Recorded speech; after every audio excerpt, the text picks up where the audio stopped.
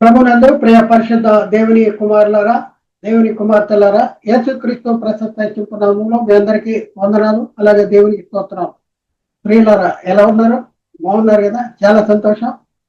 మీ అందరూ బాగున్నారని నేను తలుస్తున్నా. అలాగే దేవుని కృపా మహదేశ్వర్యాన్ని బట్టి నేను కూడా కొనసాగా ఉన్నాం.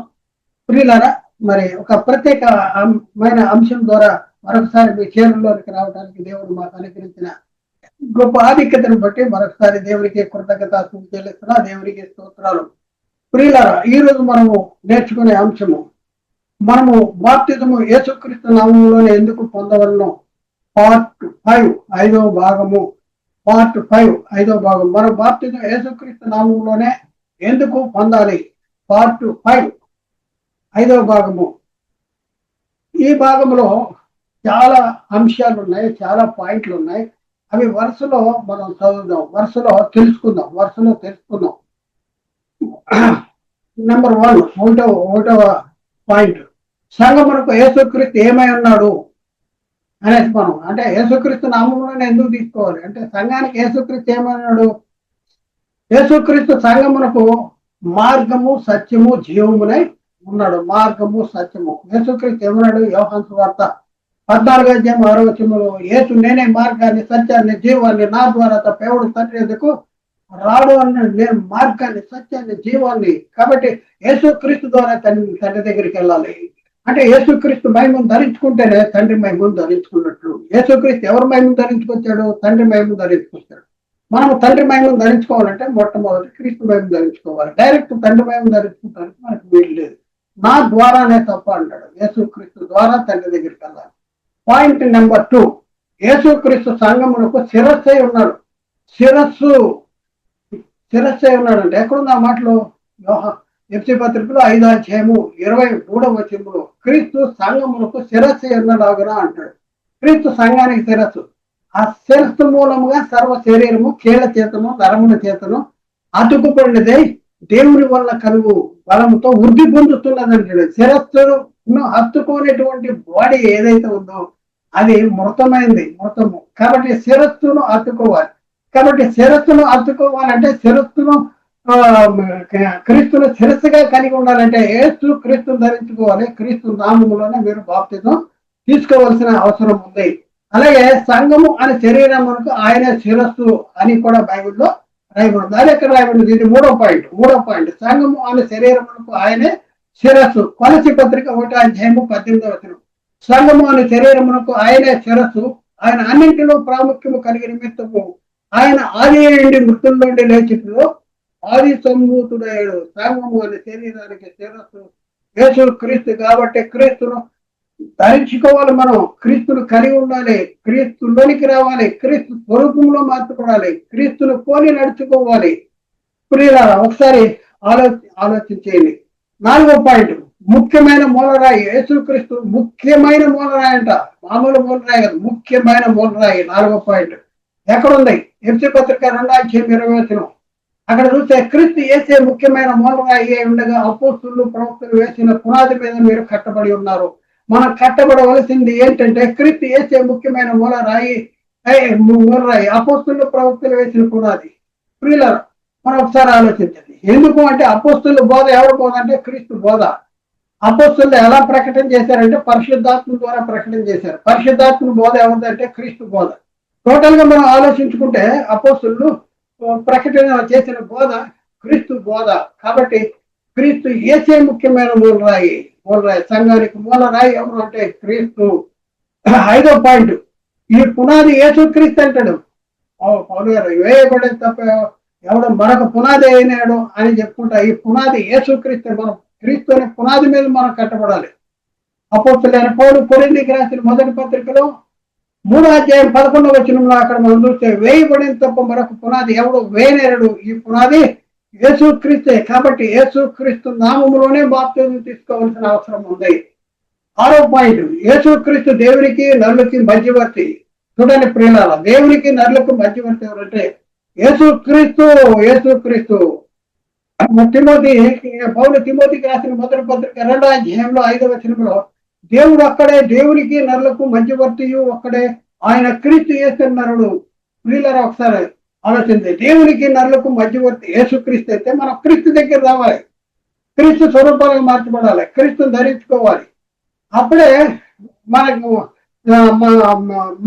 మనము మనకి యేసుక్రీస్తు మధ్యవర్తిగా ఉంటాడు, దేవునికి మనకి మధ్యవర్తిగా ఉంటాడు.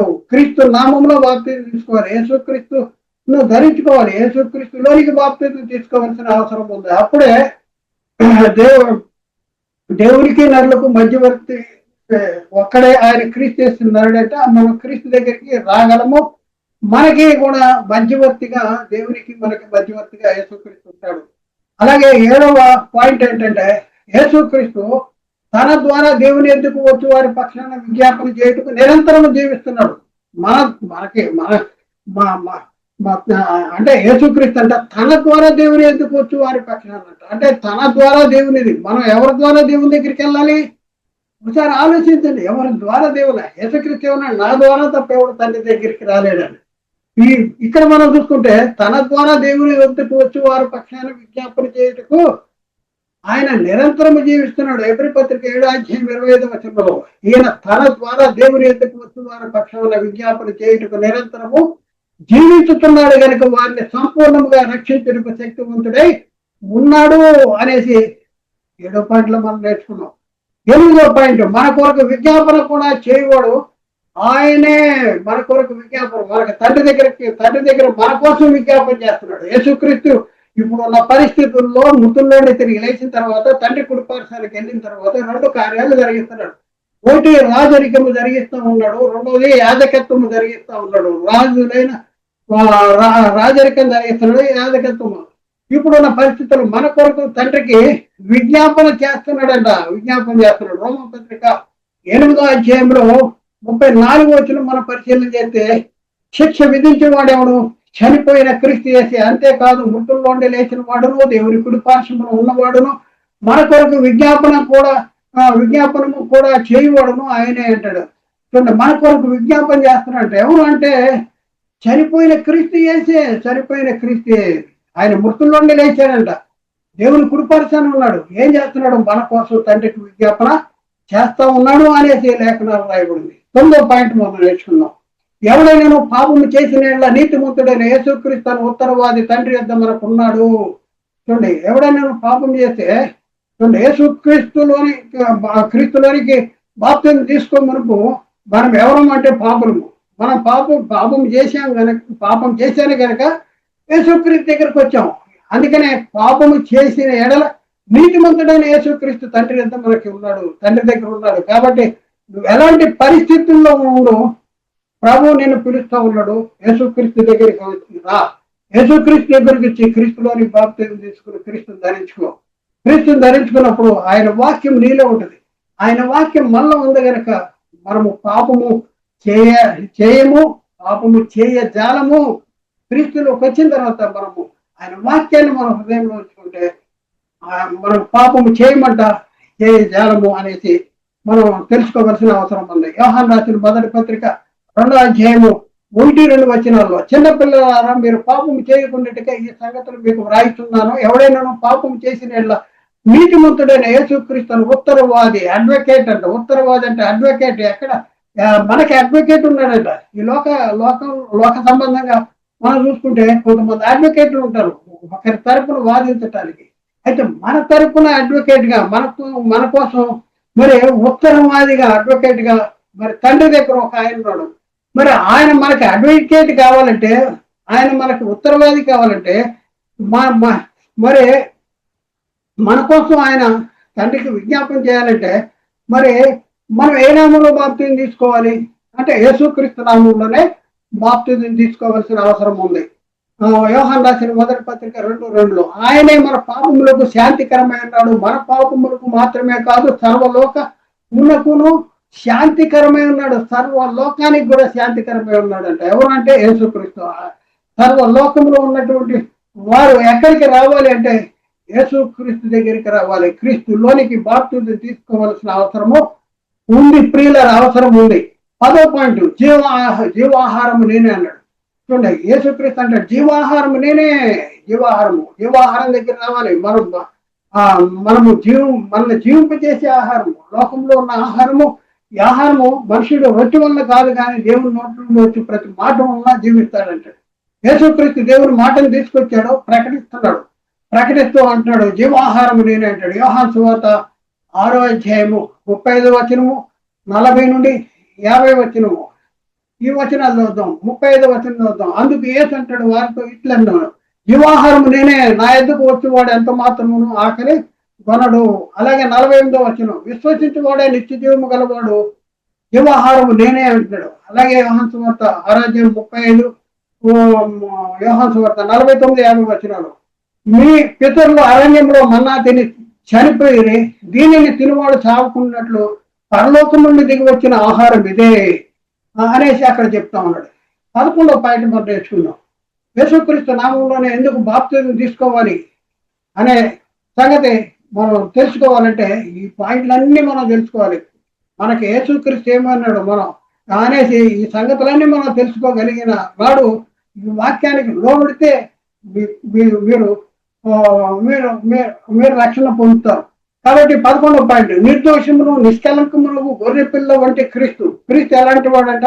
నిర్దోషమును నిష్కలంకమునైన గొర్రె పిల్ల వంటి వాడు అంటాడు. అంటే మన పరిస్థితి. పేతురు రాసిన మొదటి పత్రిక 1వ అధ్యాయం 19వ వచనంలో, మీరు ఇక్కడ అమూల్యమైన రక్తం చేత అనగా నిర్దోషము నిష్కలంకమును గొర్రె పిల్ల వంటి క్రీస్తు రక్తం చేత విమోచించబడిది అనేది ఇక్కడ రాయబడింది. వెండి బంగారముల వంటి క్షయ వస్తువుల చేత మీరు విమోచించబడలేదు. మరి ఎలా విమోచించబడ్డాం? అమూల్యమైన రక్తం చేత అనగా నిర్దోషము నిష్కలంకమును గొర్రె పిల్ల వంటి క్రీస్తు రక్తం చేత మీరు విమోచించబడ్డారు. కాబట్టి ఎక్కడికి రావాలి అంటే యేసుక్రీస్తు దగ్గరికి రావాలి. దేవుడు మనల్ని ఎవరిలో నియమించాడు? జగత్తు పునాది వేయబడకమును క్రీస్తునే నియమించాడు. మనము ఎవరి దగ్గరికి వచ్చే తండ్రి దగ్గరికి వెళ్ళగలము? ఎవరి మహిమను ధరించుకుంటే తండ్రి మహిమ ధరించుకోగలము అంటే క్రీస్తునందు ఉన్న వారమే సత్యవంతుని అంటాము. నా ద్వారా తప్ప తండ్రి దగ్గరికి ఏకిపోలేడు అంటాడు. క్రీస్తు రక్తం చేత విమోచించబడ్డారు అంటాడు. 12వ పాయింట్, గొర్రెలు పోవు ద్వారాన్ని నేనే అంటాడు. ఆయన ద్వారం అంట. దేనికి ద్వారం? గొర్రెలు పోవు ద్వారాన్ని నేనే అంటాడు. ఎక్కడ? యోహాను సువార్త 10వ అధ్యాయం 8వ వచనం, గొర్రెలు పోవు ద్వారము నేనే, నాకు ముందుగా వచ్చిన వారందరూ దొంగలు దోచుకున్న వారే ఉన్నారు, గొర్రెలు వారి స్వరము వినలేదు అంటాడు. నేను గొర్రెలు పోవు ద్వారం అంటే మనం పరలోకం వెళ్ళాలంటే యేసుక్రీస్తు ద్వారానే పరలోకం వెళ్ళగలము. నేనే మార్గాన్ని సత్యాన్ని జీవాన్ని అన్నాడు. తండ్రి దగ్గరికి వెళ్ళటానికి క్రీస్తు మార్గం. అంటే క్రీస్తుని ధరించుకుంటేనే తండ్రి దగ్గరికి మనం తండ్రి మహిమను ధరించుకోగలం, క్రీస్తు మహిమను ధరించుకుంటే. అలాగే 13వ పాయింట్, నేను గొర్రెలకు మంచి కాపరిని అంటాడు. ఆయన గొర్రెలకు మంచి కాపరి. ఇక్కడ మనం చూస్తే మా గొర్రెల కాపరి దగ్గరికి మనం వెళ్ళాలి. అంటే ఆయన మహిమను మనం ధరించుకోవాలి, ఆయన్ని వెంబడించాలి. యోహాను సువార్త 10వ అధ్యాయంలో 11వ వచనం, నేను గొర్రెలకు మంచి కాపరిని, మంచి కాపరి తన గొర్రెల కొరకు ప్రాణం పెట్టును అంటాడు. అలాగే యేసుక్రీస్తు మన కోసం తాను బలిగా అర్పించుకున్నాడు. కాబట్టి ప్రియులారా, మరి ఇప్పుడున్న పరిస్థితుల్లో మనము ఏ నామంలో బాప్తిజం తీసుకుంటే మనకి యేసుక్రీస్తు ఒక కాపరిగా ఉంటాడు, లేకపోతే ఒక యాజకుడిగా ఉంటాడు, ఒక అడ్వకేట్ గా ఉంటాడు, ఒక మధ్యవర్తిగా ఉంటాడు అంటే యేసుక్రీస్తు నామంలో బాప్తిజం తీసుకుంటేనే. అలాగే 14వ పాయింట్, నేను గొర్రెలకు మంచి కాపరిని అనేసి యోహాను సువార్తలో 10వ అధ్యాయం 14వ వచనం, నేను గొర్రెలకు మంచి కాపరిని అనేసి అక్కడ చెప్తా ఉన్నాడు. అలాగే 15వ పాయింట్ ఏంటంటే గొర్రెల గొప్ప కాపరి అంటాడు. యేసుక్రీస్తు ఎవరో గొర్రెలకు గొప్ప కాపరి అంట. మనకి మన గొర్రెలు అంటే ఏంటి? ఆ గొర్రెలు కాదు, మనం గొర్రెలుగా ఉన్నాం. మనకి కాపరి యేసుక్రీస్తు. చూద్దాం 15వ పాయింట్ చూద్దాం పిల్లల. 15వ పాయింట్, హెబ్రీ పత్రిక 13వ అధ్యాయం 20వ వచనం. హెబ్రీ పత్రిక 13వ అధ్యాయం 20వ వచనం, గొర్రెల గొప్ప కాపరి అయిన యేసు అను మన ప్రభువును నిత్య నిబంధనకు సంబంధమైన రక్తమును బట్టి మృతులలో నుండి లేపిన సమాధానకర్త దేవుడు అంటాడు. గొర్రెలకు గొప్ప కాపరి అయిన యేసు అను మన ప్రభువును అంటాడు. మన ప్రభు ఎవరంటే గొర్రెలకు గొప్ప కాపరి ఆయన యేసు అని అంటాడు. తర్వాత 16వ పాయింట్, ప్రధాన కాపరి. యేసుక్రీస్తు ఎవరు? ప్రధాన కాపరి, మామూలు కాపరి కాదు, ప్రధాన కాపరి. ఎక్కడుందన్నమాట? 16వ పాయింట్ ప్రధాన కాపరి. 16వ పాయింట్ ప్రధాన కాపరి. పేతురు రాసిన మొదటి పత్రిక 5వ అధ్యాయం 4వ వచనంలో ప్రధాన కాపరి ప్రత్యక్షమైనప్పుడు మీరు వాడబారిని మహిమ కిరీటం పొందుకుందరు. ఎవరు ప్రత్యక్షమైనది? ప్రధాన కాపరు ప్రత్యక్షమవుతారు. వచ్చినప్పుడు ఏమవుతుంది? వాడబారిని మహిమ కిరీటం ధరించుకుంటూ ఉంటారు. అంటే ప్రియులారా, మరి ఆ మహిమ కిరీటం, వాడబారిని మహిమ కిరీటం ధరించుకోవాలంటే మనం క్రీస్తులో ఉండాలి. అప్పుడే మనం ఆయన ప్రత్యక్షమైనప్పుడు ఆ వాడబారిని మహిమ కిరీటాన్ని మనం పొందుకుంటాము, ధరించుకుంటాము. అలాగే 17వ పాయింట్, యేసుక్రీస్తు నేనే ద్వారాన్ని అంటాడు. నేను ద్వారమును అంటాడు. ద్వారమును ఎక్కడుంది? యోహాను సువార్తలో 10వ అధ్యాయం 9వ వచనం. నేను ద్వారమును, నా ద్వారా తప్ప ఎవడో లోనికి నా ద్వారా ఎవడైనా లోనికి ప్రవేశించిన వాడు రక్షించబడిన వాడే లోపలికి పోవచ్చు, బయటికి వచ్చుతూ మేత మేస్తున్నాను అంటాడు. నేనే ద్వారాన్ని, నా ద్వారా ఎవడైనా లోపలికి ప్రవేశించినాడు. అసలు యేసుక్రీస్తు ద్వారా లోపలికి ప్రవేశించాలి. యేసుక్రీస్తు ఏమవుతుందంటే వాడు రక్షించబడతాడు. మనం రక్షించబడాలంటే యేసుక్రీస్తు ద్వారానే వెళ్ళాలి. యేసుక్రీస్తు ద్వారా ఎక్కడికి? తండ్రి దగ్గరికి వెళ్ళాలి. రక్షణ పొందుతాం. అలాగే 18వ పాయింట్ లో నేను ఈ లోకములకు వెలుగుగా వచ్చి ఉన్నానంటాడు. యేసుక్రీస్తు వెలుగే ఉన్నాం. ఆయన వెలుగు, మనం కూడా వెలుగు సంబంధాల వల్ల ఉంటాయంటే మనం క్రీస్తును దగ్గరికి రావాలి. క్రీస్తును ధరించుకుంటే మనం కూడా వెలుగు సంబంధాల వల్ల మనం ఉంటాం. యోహాను సువార్త 12:46 ఆయన విశ్వాసము ప్రతి వాడు చీకటిలో నిలిచి ఉండకుండాన్నట్లు నేను ఈ లోకములకు వెలుగుగా వచ్చి ఉన్నాను. చూడండి, ఆయన ఎందుకు విశ్వాసం ఉంచేవాడంట, చీకటిలో నిలిచి ఉన్నాడంట. అందుకనే ఆయన వెలుగుగా ఈ లోకానికి వచ్చాడు అంటాడు. కాబట్టి యేసుక్రీస్తు దగ్గరికి వచ్చి క్రీస్తుని ధరించుకుంటే, క్రీస్తు నామంలో బాప్తిజం తీసుకుంటే మనం కూడా వెలుగుగా ఉంటాం. 19వ పాయింట్, యేసు నేను లోకములకు వెలుగును అంటాడు. నేను లోకానికి వెలుగును. ఎక్కడున్నమాట? యోహాను సువార్త 8వ అధ్యాయం 12వ వచనం. యేసు మరలా నేను లోకములకు వెలుగును, నన్ను వెంబడించి వాడు చీకటిలో నడవక జీవపు వెలుగు కలిగి ఉండి నేను వారితో చెప్పాను. మనం జీవపు వెలుగు కలిగి ఉండాలంటే వెలుగైన, లోకానికి వెలుగైన క్రీస్తు దగ్గరికి మనం రావాలి. 20వ పాయింట్, మనకు జీవమైన క్రీస్తు ఏంటంటే మనకు జీవము ఎవరు అంటే క్రీస్తు అనేసి 20వ పాయింట్ లో మనకు జీవమైన క్రీస్తు. కొలస్సీ పత్రిక 3వ అధ్యాయం 4వ వచనం. మనకు జీవమైన క్రీస్తు ప్రత్యక్షమైనప్పుడు మీరు ఆయన మహిమను ప్రత్యక్షపరచబడుదురు అంటాడు. మనకు జీవము యేసుక్రీస్తు. అలాగే 21వ పాయింట్, ఆ కుమారుని యందు మనకు విమోచన అనగా మన పాప క్షమాపణ అంట. కుమారుని యందు ఎవరు? ఆ కుమారుడు యేసుక్రీస్తులో విమోచన అంట, పాప క్షమాపణ. ఎలా జరుగుద్ది? యేసుక్రీస్తు దగ్గర రావాలి, పాప విషయంలో చనిపోవాలి, ఆయన మరణంలోనూ ఆయన పునరుద్ధానంలోనూ మనం పాలివారం కావాలి. అలా అయినప్పుడు మనకి విమోచన, పాప క్షమాపణ అనేది జరుగుద్ది. 21వ పాయింట్ ఎక్కడ మాట? కొలస్సీ పత్రిక 1వ అధ్యాయం 14వ వచనం. ఆ కుమారుని యందు మనకు విమోచన అనగా పాప క్షమాపణ కలుగుతున్నది అంటాడు. 22వ పాయింట్, అమూల్యమును సజీవమైన రాయి అంటాడు. యేసుక్రీస్తు ఏంటి? అమూల్యమును సజీవమైన రాయి అనేసి ఎక్కడ పేతురు రాసిన మొదటి పత్రిక 2వ అధ్యాయం 4వ వచనం. మనుషుల చేత విసర్జించబడినను దేవుని దృష్టికి ఏర్పరచబడినది అమూల్యమైన సజీవమైన రాయి ప్రభువునందుకు వచ్చిన వారే అంటాడు. మనం ఎవరి దగ్గర రావాలంటే అమూల్యమును సజీవమైన రాయి అయినటువంటి ప్రభు దగ్గరికి రావాలి. అక్కడ రావాలంటే మనం ఏ నామంలో బాప్తిజం తీసుకోవాలంటే యేసుక్రీస్తు నామంలో బాప్తిజం తీసుకోవాలి. 23వ పాయింట్, నేను ముఖ్యమును ఏర్పరచబడినదని అమూల్యమైన రాతిని సీఎంలో స్థాపించి ఉన్నాను అనేసి బైబిల్లో రాయబడింది. చూద్దాం ప్రియులారా వచనాన్ని. పేతురు రాసిన మొదటి పత్రిక 2వ అధ్యాయం 6వ వచనం. ఏలైనగా ఇదిగో నేను ముఖ్యమును ఏర్పరచబడినదను అమూల్యమునకు మూలరాతిని సీఎంలో స్థాపించి ఉన్నాను, ఆయన యందు విశ్వాసం ఉంచువాడు ఏ మాత్రమును సిగ్గుపట్టు అను మాట లేఖనమునందు వ్రాయబడి ఉన్నది అనేసి బైబిల్లో రాయబడింది. బ్రాకెట్లో యెషయా గ్రంథము 28వ అధ్యాయము 16వ వచనం. ఇప్పుడు 24వ పాయింట్ మనం నేర్చుకుందాం. దేవుని వాగ్దానములు ఎన్ని అయినను అనేను క్రీస్తునందు అవునన్నట్లుగా ఉన్నాయి. చూడండి, దేవుని వాగ్దానాలు ఎన్నైనా ఉన్నాయి, అవన్నీ కూడా క్రీస్తులో అవునన్నట్లుగానే ఉన్నాయంట. క్రీస్తులో అవునన్నట్టు పౌలు కొరింథీయులకు రాసిన 2వ పత్రికలో 1వ అధ్యాయం 20వ వచనంలో దేవుని వాగ్దానములు ఎన్ని అయినను అవన్నీ కూడా క్రీస్తునందు అవునట్లుగా ఉన్నాయి. కనుక మనము ఆయన ద్వారా దేవునికి మహిమ కలుగుటకై అవి ఆయన వలన నిశ్చయములై ఉన్నవి. ఆయన వలన నిశ్చయములై ఉన్నంట. ఆయన ద్వారా అక్కడ ఏమంటే మన మన ద్వారా దేవునికి మహిమ కలిగినట్లు అంటాడు. మన ద్వారా ఎవరికి మహిమ కలగాలి? దేవునికి మహిమ కలగాలి. అందుకనే అవి ఆయన ఏందో నిశ్చయమే ఉన్నాయి. కాబట్టి దేవుని వాగ్దానాలు ఎన్నైనా అవి క్రీస్తునందు అవునన్నట్లుగా ఉన్నాయి. కాబట్టి మనం క్రీస్తు దగ్గరికి రావాలి. క్రీస్తు దగ్గరికి వచ్చి క్రీస్తులోనికి బాప్తిజం తీసుకోవాలి. క్రీస్తు దగ్గర రావాలంటే 25వ పాయింట్, పునరుద్ధానమును జీవమును నేనే అంటాడు. పునరుద్ధానము జీవము నేనే ఎక్కడుందన్నమాట? యోహాను సువార్త 11:25 అందుకే యేసు పునరుద్ధానము జీవము నేనే, నా యందు విశ్వాసం ఉంచువాడు చనిపోయిన బ్రతుకును, నా యందు విశ్వాసం ఉంచువాడు చనిపోయిన ఆత్మ సంబంధంగా చనిపోయిన కూడా బతుకుతాడంట. బతికిన ఆయన విశ్వాసం ఉంచువాడు ఎన్నటికీ చనిపోడు అంటాడు. కాబట్టి ప్రియులారా ఒకసారి ఇక్కడ బతికిన ఆయన విశ్వాసం ఉంచువాడు అంటే నాయందు విశ్వాసం ఉంచువాడు చనిపోయినా బ్రతుకుతాడు అంటాడు. చనిపోయిన అంటే ఎక్కడ చనిపోతున్నావు? చనిపోయినా బ్రతుకుతాడు.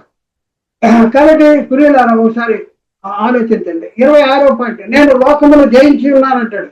నేను లోకాన్ని జయించి ఉన్నాను. ఎక్కడున్నమాట? యోహాను సువార్తలో 16:33 నా యందు మీకు సమాధానం కలిగినట్లు ఈ మాటలు మీతో చెప్పుతున్నాను. లోకములో మీకు శ్రమ కలుగును, ఆయనను ధైర్యం తెచ్చుకుని నేను లోకమును జయించి ఉన్నాను అని. లోకాన్ని జయించాడు యేసుక్రీస్తు. మనము కూడా క్రీస్తులో ఉంటే లోకాన్ని జయించిన వారము అవుతాము. అలాగే 27వ పాయింట్, అపోస్తలుడును ప్రధాన యాజకుడు. యేసుక్రీస్తు ఎవరు? అపోస్తలుడు అంట, ప్రధాన యాజకుడు. అపోస్తలుడు ప్రధాన యాజకుడు ఎక్కడున్న మాటలో? హెబ్రీ పత్రిక 3:1 ఇందువలన పరలోక సంబంధమైన పిలుపులో పాలు పొందిన పరిశుద్ధ సహోదరులారా, మనము ఒప్పుకున్న దానికి అపోస్తలుడును ప్రధాన యాజకుడైన యేసు మీద లక్ష్యం ఉంచండి. మనం ఒప్పుకున్న దానికంటే అపోస్తలుడును ప్రధాన యాజకుడు. చూడండి, అపోస్తలుడు అంటే ప్రధాన యాజకుడు మన కోసం తండ్రికి విజ్ఞాపన చేస్తా ఉన్నాడు. కాబట్టి వీళ్ళరా మన క్రీస్తు దగ్గరికి రావాలంటే మనం ఎవరి నామంలో బాప్తిజం తీసుకోవాలంటే యేసుక్రీస్తు నామంలో బాప్తిజం తీసుకోవాలి. దేవుని వాగ్దానాలు ఎన్ని అయినా అవన్నీ కూడా క్రీస్తులో ఉన్నట్టుగానే ఉన్నవి కనుక మనము దేవునికి మహిమ కలిగిటిగా అవి ఆయన ఎందు నిశ్చయములై ఉన్నవి అనేసి అక్కడ రాయబడినవి. కాబట్టి ప్రియులారా ఒకసారి ఆలోచించండి, అర్థం చేసుకోండి. ఇవన్నీ కూడా మనం పరిశీలన చేసుకుంటే యేసుక్రీస్తు సంఘానికి ఏమై ఉన్నాడో ఒకసారి ఆలోచించండి. మనము క్రీస్తు దగ్గరికి వస్తేనే మనకి క్రీస్తు ద్వారా మనకు క్రీస్తు ఇప్పుడు చెప్పబడిన అన్ని కూడా క్రీస్తు మనకు అవుతాడు. అలాగే క్రీస్తు ద్వారా దేవుడు మనకు అనుగ్రహించేటటువంటి ఆశీర్వాదాలన్నీ కూడా మనం పొందుకుంటాం. ఎప్పుడంటే క్రీస్తు దగ్గరికి రావాలి. క్రీస్తు దగ్గరికి వస్తేనే మనం ఈ మహిమకు ఈ యొక్క అధికారానికి ఆధిపత్యానికి వీటన్నిటికీ మనం వారసులుగా ఉంటాం. కాబట్టి ఆలోచించండి, సంఘానికి యేసుక్రీస్తు ఏమై ఉన్నాడు ఇదంతా మనం తెలుసుకోవాల్సిన అవసరం ఉంది. కాబట్టి ప్రియులారా ఇప్పుడు మనం సంఘానికి క్రీస్తు ఏమై ఉన్నాడు అనేది మొదటి సంఘానికి యేసుక్రీస్తు ఏమై ఉన్నాడు అనే దాంట్లో మొదటి భాగాన్ని అంటే ఏ భాగాన్ని నేర్చుకున్నాం. మరి రాబోయే క్లాసులో సంఘానికి యేసుక్రీస్తు ఏమై ఉన్నాడు అనేది రెండో భాగాన్ని నేర్చుకుందాం. సంఘానికి యేసుక్రీస్తు ఏమై ఉన్నాడు అనే దాంట్లో రెండో భాగాన్ని నేర్చుకుందాం. కాబట్టి ప్రియులను ఆలోచించండి, అర్థం చేసుకోండి. ఇప్పుడు మనం యేసుక్రీస్తు సంఘానికి ఏమై ఉన్నాడు రెండో భాగాన్ని నేర్చుకోవడానికి ప్రయత్నం చేద్దాం. కాబట్టి ఆలోచించేయండి, అర్థం చేసుకోండి, సత్యాన్ని గ్రహించడానికి ప్రయత్నం చేయండి. ఎవరిని కూడా వ్యక్తిగతంగా కానీ సంఘపరంగా సంస్థపరంగా ఎవరిని కూడా నిందించడానికి లేకపోతే తప్పు పట్టుకోవడానికి మేము ప్రయత్నం చేయట్లేదు. బైబిల్ ఏం చెప్తుంది, బైబిల్ ఏముంది అనే సంగతులు మీకు తెలియపరచడానికి మేము ముందుకు వచ్చాం. మీరు గ్రహించండి, అర్థం చేసుకోండి, సత్యానికి లోబడండి. మేము లోబడము అంటే అది మీ ఇష్టం, మేము బలవంతం చేయట్లేదు. కాబట్టి ఆలోచించి అర్థం చేసుకోండి. దేవుడు మాట్లాడిన ప్రతి మాట ప్రతి హృదయంలో నీరుగట్టి ఫలింపు చేయనుగాక. ఆమేన్. అందరికీ వందనాలు, దేవునికి స్తోత్రాలు.